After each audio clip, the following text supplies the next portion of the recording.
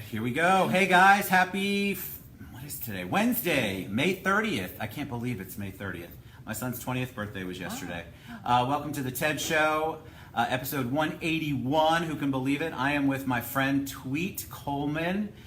We are live at the Citrus Club, and we are experimenting with, we've got Up Live going. We're on the iPad, so that's why it might look a little bigger.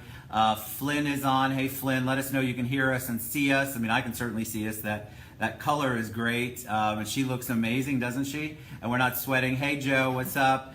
But let us know you can hear us or see us, because this is my first time without Caitlin doing the Facebook Live on the iPad, so I want to make sure that we give all the attention we can to Tweet. I love your name, first of all. When I introduced you at the desk, I said I have a guest coming and her name's Tweet, and they said, what is her name again? Tweet? So welcome. Thank you very much. I'm so excited to have you on, and David Pavlik was the wonderful person, and you know David from the show, and he also does the Navigating Faith show with me, a great friend of mine, and he introduced me to Tweet. And when you read her bio, which I posted today, you just can't believe what you have accomplished in your life. So welcome, and give us a little background on you. I mean, the first question I have to ask, and then you can give whatever background you would like, is the name Tweet. All right, so it didn't, you know, we had Tweety Bird, right? Now Tweet means something completely different. So when people say the name Tweet, they're like, is that for real, or is that just her moniker, or is that just her handle? So what is the background on your name? What is the background of that? That's a lot of people asking. Thanks, by the way, for having me on the show. I'm so blessed to have you on the show. As a side, maybe a little tidbit you didn't know, that David and I actually started the first Rotary Club in Lake Nona. You did? No, yes, I didn't know that. Yes, See? I didn't do my research. He was our official spokesperson for the Rotary Club. Very cool. Yes. Oh my God, that's amazing. Yeah, that's amazing. He's a great guy. We meet at the Ronald McDonald House. Oh my God, yeah. So what a great organization. Stand up there. And he's awesome. He's a good guy. He's awesome. He's an amazing man. So give us your background a little bit, and then come a little closer to me. Okay. Right? I know we want to get close. Look at our colors. We didn't even plan this. We didn't call each other. I promise. You guys in Up Live, I don't know if you can hear us. Hey Sydney. We didn't get the memo. We didn't get the memo, no. But you said this is airline blue, which right. we're going to talk a lot about airline today. Right. All right. So give us the background on your name. I've got to know that. Okay. Well, this is my book, and anybody can get my book, and I'll tell you a little bit about that at the end of the show. But on page 62, on page 62, page 62 is a full explanation about the name Tweet. But suffice it to say, right here, right now, is I have Tweet on all my documents. It's on my passport, so it is Tweet Coleman, and I certainly wish I would have gotten a patent or copyright. No doubt, right? Can you imagine that every time somebody said the word tweet, yes, that you would get paid on that? Now, where did your parents come up with it? I don't know. You don't know? No, I don't. And it wasn't a nickname? You have to read page 62. I gotcha. Oh, I see what she's saying. I'm a little slow on the draw today, people.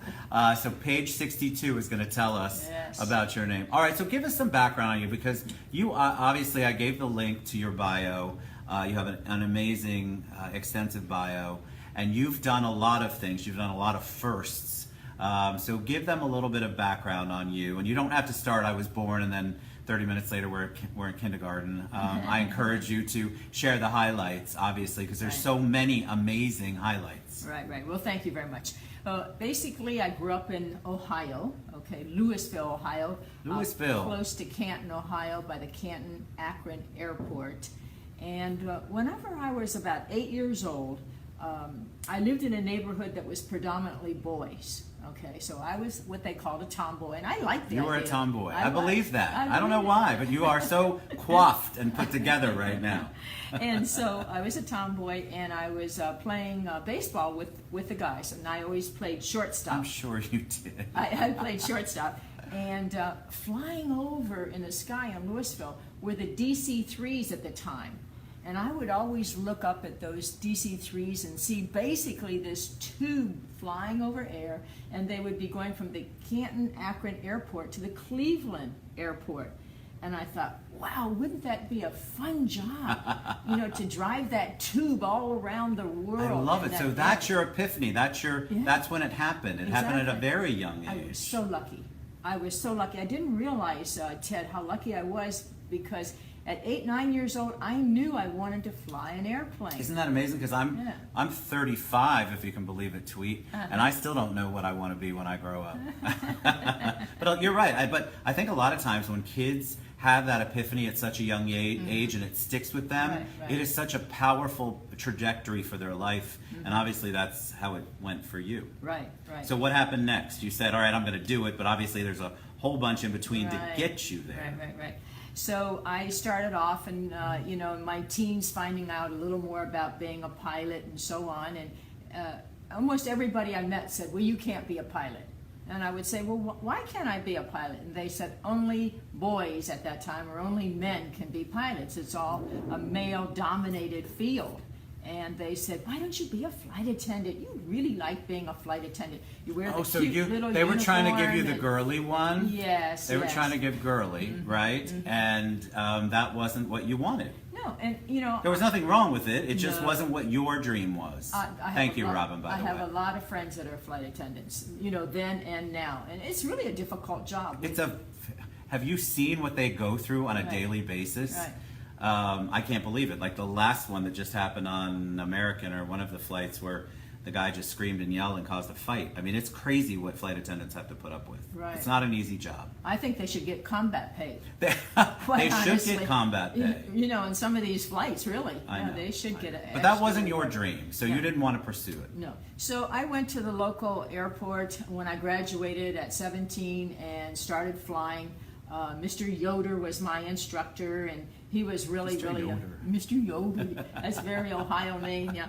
Mr. Yoder was my instructor, and I got my certificate, and I came home, and I just remember the day so clearly. I came running in the house, and the ink was still wet on my certificate, and I showed my mom. I said, look, Mom, I'm starting out. Look what I got. I got my certificate to fly. And this was student pilot certificate. And she just broke down. Oh, no, was she scared for you? Well, the thing is, she wanted to be a nurse. And she was the oldest child in the family, and she wanted to go to nurses training. They wanted her to go to nurses training, but for whatever reason, she didn't go. So, you know how sometimes parents live through their children? Absolutely. If they didn't do it, then they coerced. So she was so emotional because you actually did what you wanted to do. Well, she really wanted me to be a nurse. The nurse that she was. Gotcha.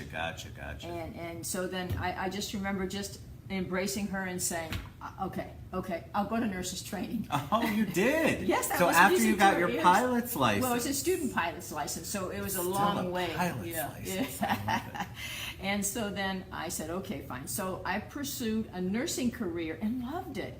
I was an operating room nurse at the Cleveland Clinic. And it was interesting. That blood, it's the blood. It's actually that smell in the, but you love that. What made you decide operating room? The action. The action. Remember, I'm an action sort Oh, that's of person. right, you are. Activity. I can tell. Yes. And they roll There's the patients tomboy coming in. out again, right? Roll the patients in. And if you're an OR nurse, you have to get there like about 5 or 5:30 in the morning because you have to set up the whole surgical tray. Right. And get everything ready in the room, and that was exciting to me, And then the patient would roll in about 6:30 in the morning, and it's really just very rewarding job. I love it. My daughter is a oncology nurse. Oh, excellent. And so I don't know where she got that compartmentalized ability from, but she thought she wanted to be like an ER operator, and they go through all the training, and she's like, Daddy, that just wasn't it for me. I don't know why. And then once she found oncology, and that's the great thing about doing the rotation and having that opportunity to try all the different ones, because you think you know what you want to do. But you don't always know once you go in. But yeah, I would have thought the action, especially, hey Marita. Marita says hi, Tweet and Ted. Marita. We love Marita. She's awesome. We love Marita We love Brown. her. Yes. She's amazing. But I would have thought the action would be cool since you've seen all the shows like ER, I'm dating myself, Grey's Anatomy, Emergency, remember those shows? But yeah, she decided she wanted to do oncology, and she just has such a passion for that. Oh, good for her, yeah. But all right, so you obviously you stayed with nursing for how long? And did you continue to do your studying for your full pilot's license during that time? Well, at the Cleveland Clinic, I was an OR nurse in the daytime. And then they had a Howard Johnson restaurant. I Remember all the miss Howard Hojos? Man, the hot dogs there were my Yeah, favorite. all the Hojos around. They had a Howard Johnson's, and so then I would work at Hojos or Howard Johnson's in the evening, and actually make more money on tips than I did as an OR nurse. But Of course. then I switched to, I wanted to go to the biggest, most research type oriented medical facility, so I went to Mayo Brothers in Rochester, Minnesota. Wow. Right, and I worked in pulmonology there. That was very, very rewarding. And so then, about that time, Peace Corps was real popular in joining the Peace Corps. So I joined the Peace Corps. I see. I did not Yeah. know that. Oh Yeah. my God, that is such a big undertaking because Yeah. you're literally giving up pretty much everything and traveling across the world Right. to help third world countries or countries Right. in need, right? People in need. Right. And I got stationed in Micronesia in the Pacific in a small island called Palau. You ever hear of Palau? No, I have not. A lot of people go scuba diving in Oh, Palau. there you go, in Palau. And so actually it was a small little village named Koror, Palau. And so my nursing skills were used greatly I'm there, sure. especially in public health and. What did and What did your mom say when you said, or your parents say, "All right, now I'm going to join. I know I've done a whole bunch of stuff, but now I want to join the Peace Corps." Well, they kind of liked it actually. Oh, they did. Giving Okay. back, and I was still a I love nurse. that. I'm That's still the true. big nurse. You know? That's right. That's And true. so That's true. They really like that. Yeah. They like that idea. So your parents, of doing you that. grew up in a family where giving back was important. You grew up with that. Right. I guess I can step back for a minute. My first 4.5 years, actually, I lived in an orphanage. Oh, you did? Yeah, in Michigan. And so I was adopted by these two really nice people, and they never had any children. They were older, and so they never had any children. So I was blessed to get adopted, because just imagine if I didn't get adopted, I would be Right. in the system, Right. And so when my mother said, be a nurse, yes, I'll be a nurse. Sure. So, Oh, I love that compliant, story. Kind of compliant. My wife was adopted, didn't yeah. spend time in an orphanage. I think she was adopted here locally from Children's Home Oh, Society. good. Okay.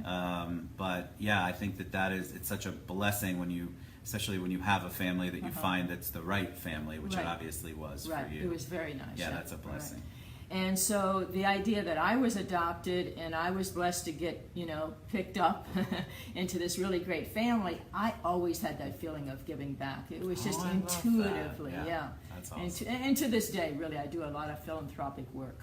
But It's that's very it. rewarding. I think people always say to me like, "Oh my gosh, you're at all these events, you do all of this stuff," but I just feel like I don't know if it's scripture or a quote or both probably, but to those who are given a lot, you should give it back in return, or a lot's expected, or I'm totally messing that up. If David Pavlik was here, he'd do the good quote on that. But basically, if you are blessed in your life, there's sort of a universal, you need to give back. And I think that you want to give back. Right. It's not just it makes me feel good. It's part of your DNA to give back to people. Right. And I find that to be such a wonderful thing. All right, so you're in the Peace Corps. Yes, in the Peace Corps. And then how long did that last? That's a couple of years, a couple of year commitment, right. And so when I finished the Peace Corps, then I was on my way to the Virgin Islands because I accepted a job teaching nursing in St. Thomas in the Virgin Islands. Wow, beautiful down there. Right, so I'm in Palau, if you can kind of imagine. I'm in Palau, and I had to go to Guam because that's the next big island where you can get an international flight. I went to Guam and I met one of my nursing friends, and she said, "Hey, I'm going to be gone for the summer, and I'm the nurse at the university." At that time it was College of Guam. Would you fill in for me for the summer? And I said, okay, because my job didn't start until September. Nice. So I Trajectory, people, right?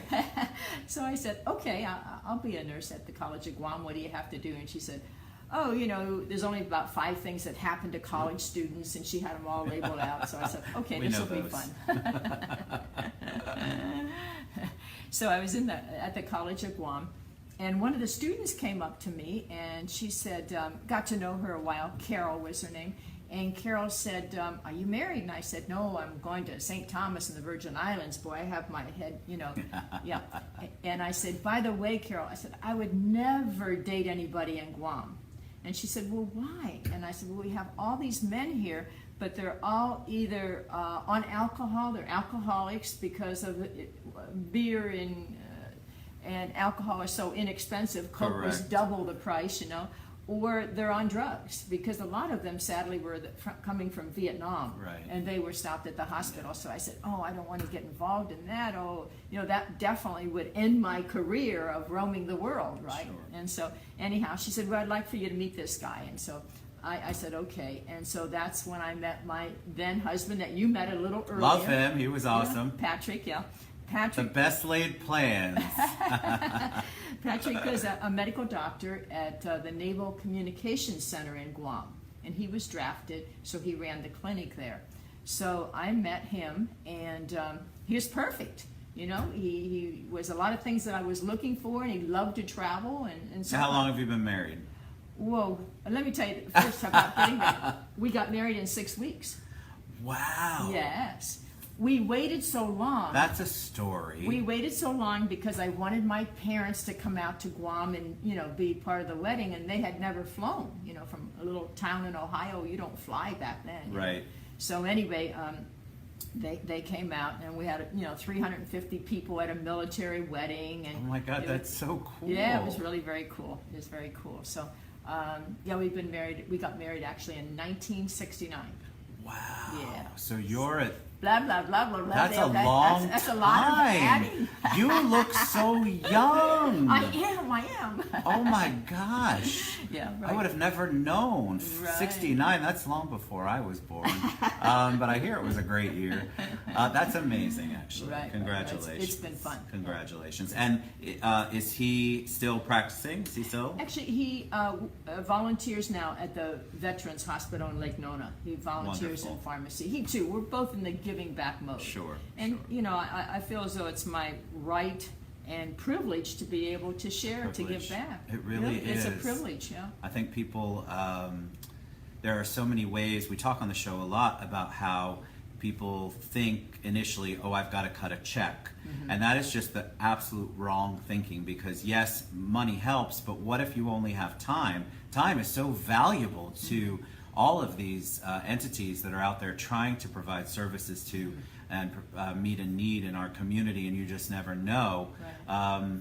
And there are so many opportunities to do it. So you find I tell people all the time, if you want to start with the city of Orlando, they've got a great site. If you don't, and you just want to Google Orlando area charities, Orlando area Philanthropic?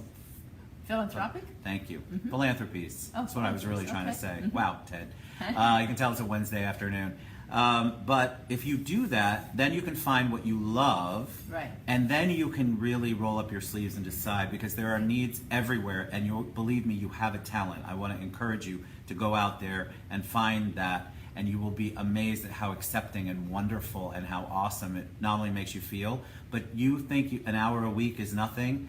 It's a lot to people. It really means the world. Right. Do more if you can, but even if you can only give an hour, it's Right. still an hour they didn't have before. Right. So Yeah, I'm a well big said. proponent of really trying to get out there and not just thinking, well, I don't have any money, I can't help, or I don't know a charity. There's plenty of them, trust me. There's a lot of them out there, and we try to focus on them on the show. Oh, do you? Okay. Yeah, we do. Okay. I love doing anything charitable. All right, so I want to get to where you fly. Okay.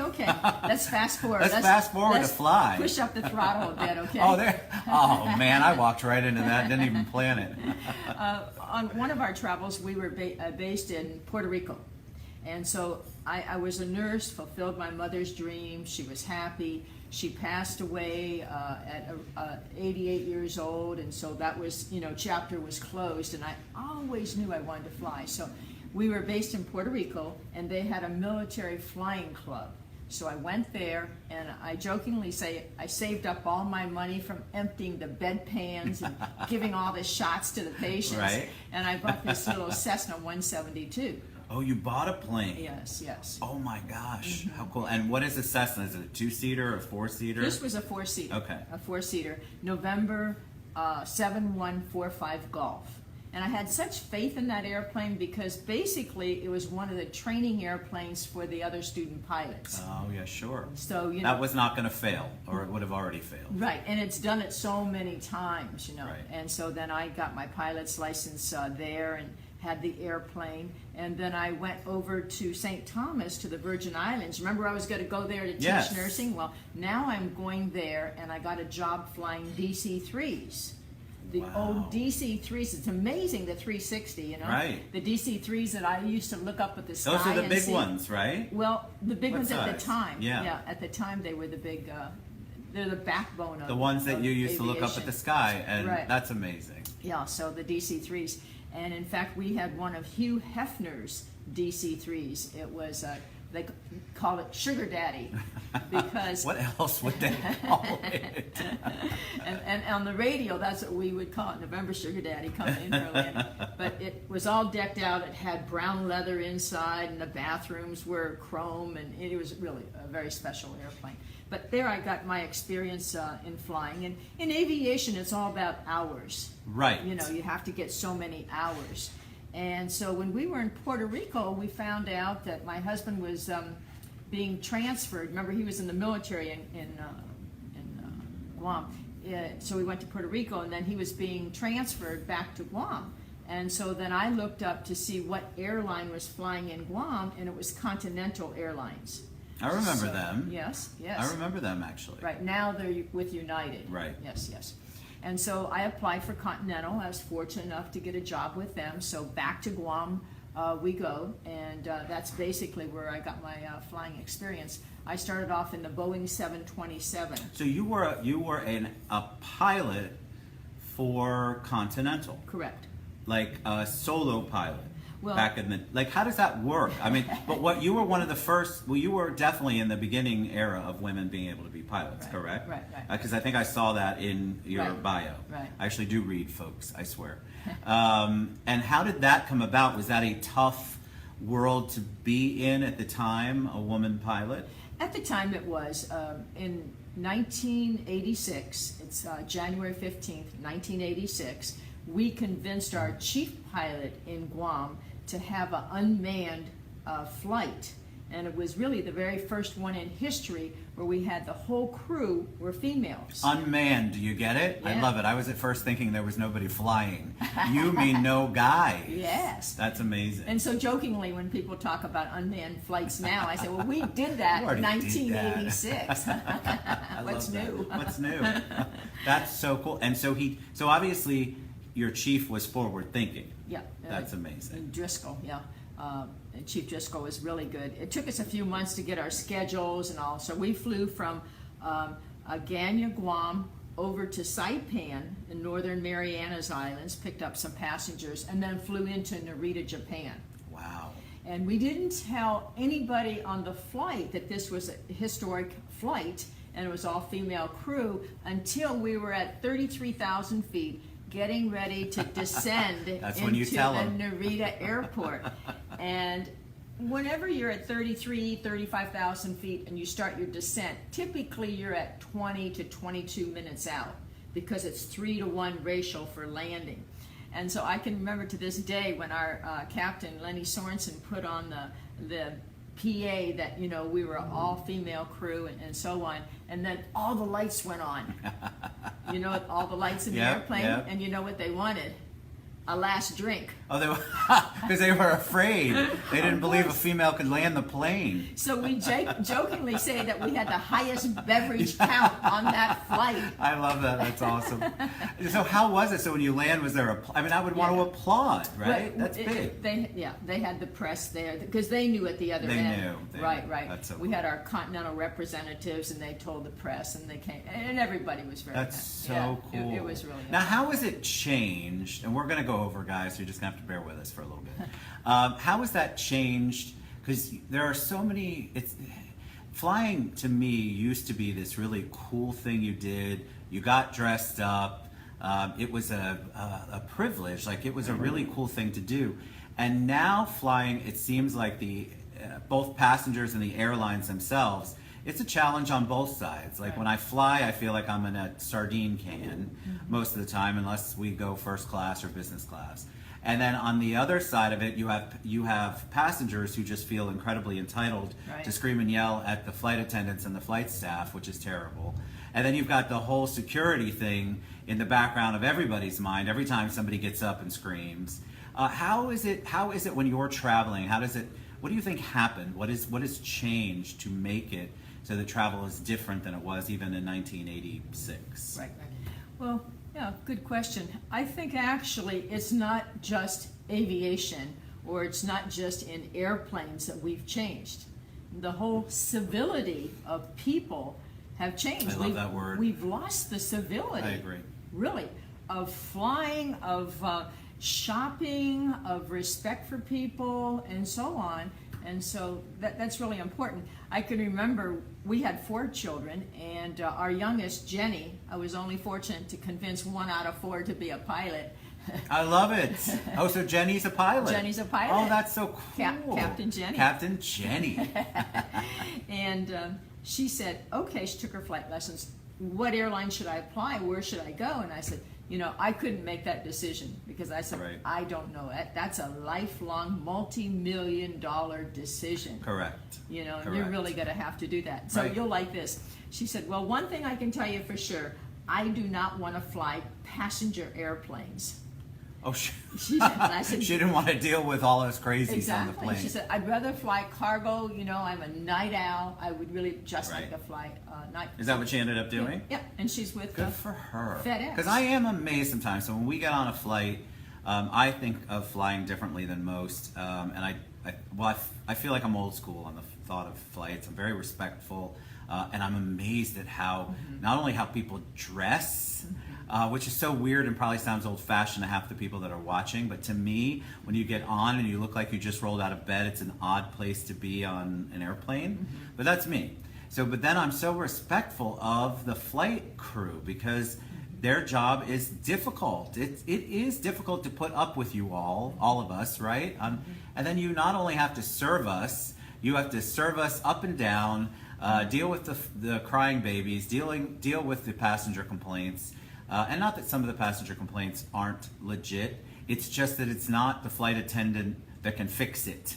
And I hate it when I hear somebody screaming or giving a hard time to a flight attendant, especially. And I know, I'm like, do you actually think that person has control over the fact that your seat is 1 inch wide? There's nothing they can do. Bump up or don't fly is what I want to tell people. Right. But you don't want to engage. It's a very scary world to engage Right. people Oh, on a flight right, now. right. So you keep your head down and you just try to read and you try to do what you can. But like this one thing that just happened recently where the guy was so mad and screaming and the cops arrested him, he could face 20 years in jail for what he did to the flight attendant and the fight that he caused. And I'm just I love the fact that the people gathered around the flight attendant and were supportive. Because I think we do have wonderful people in our world when we're put to the task. But it is a challenge to fly. You mentioned a word about dress, and I know that we're talking about aviation, and it's so important whenever you do fly to think about your dress, because I always think about, what if I had to go down that slide? And it's happening more and more that It's passengers so are true. going It's down like when you those- get in an accident and you wear your worst underwear. Yes. Don't wear your worst underwear ever. Throw that underwear out because you don't want that to be the last sight or the one picture they get of you sliding down that slide. Right. That's actually awesome. But- Go ahead. No, go ahead. I was going to ask you, so on flying nowadays, when you go on, Right. what are are there tips that you could give people that would be helpful as they fly? Because everybody seems so stressed out when they're on the plane. They get through security and then they breathe, right? But then it's that stress again. Right. And then, and I think it's because the airlines are making the quarters more cramped, I feel like. That's part of it. But you're back to civility. But what are some tips? Are there things that we can do better as passengers? Yeah. Well, one thing, I'm going down that slide still.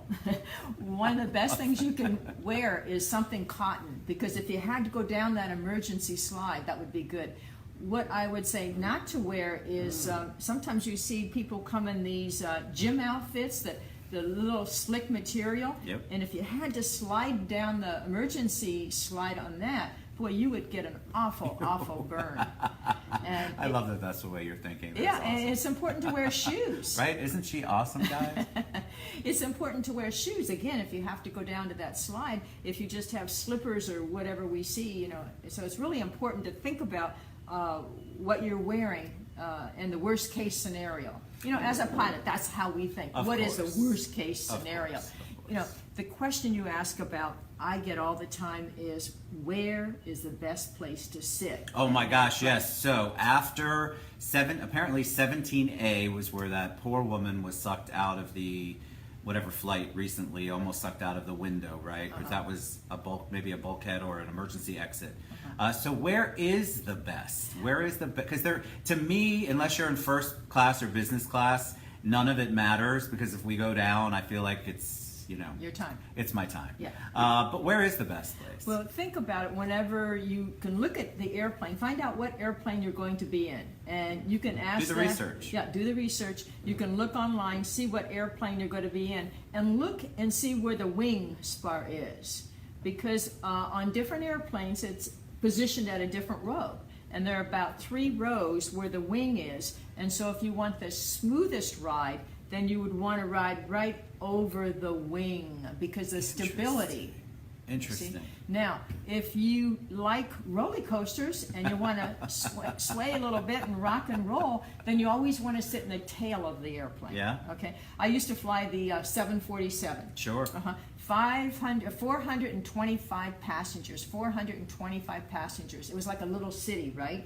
And so people would always ask me, where should I sit? And I said, well, if you're adventurous and a risk taker, sit in the tail of that airplane, because you feel everything in the tail of the airplane, if it's going to swing or swag, or if you have a crosswind landing. So if or you whatever. have any motion sickness, do not sit in the tail end. You know why I like, if I'm not in first class or emergency exits where the leg room is better, I like to sit at the back because I'm a bathroom guy, right? And I drink a lot of water, or perhaps adult beverages occasionally. And I like to be right there and not be in the middle where I have to, you know, you can't go to first class, you got the curtain. Right. And you have to walk 95 rows back, or that's what it feels like. It's like the Right. walk of shame to go to use the restroom. So I like the back sometimes, because when people stand up, I love these people. You guys must laugh. And then we'll wrap it up, guys. I know we've gone longer, but I'm just fascinated by all of tweets, comments. But I love the people that immediately stand up when the plane finally hits the place where it stops. Right. And I'm like, where are you going? Right. And we kind of make fun of that. And then I know some people need to stand up because of their backs. I get that. But a lot of them stand up and then they get frustrated that nothing's moving. I'm like, you're row 39. What do you think's going to happen, people? And they're already getting their luggage out. They're hitting people on the head. Like, it goes back to the civility. Right. But do you guys sometimes, you must have sat up there and looked and gone, what a bunch of crazy people in this plane. Right. How could you not, I guess is what I'm saying.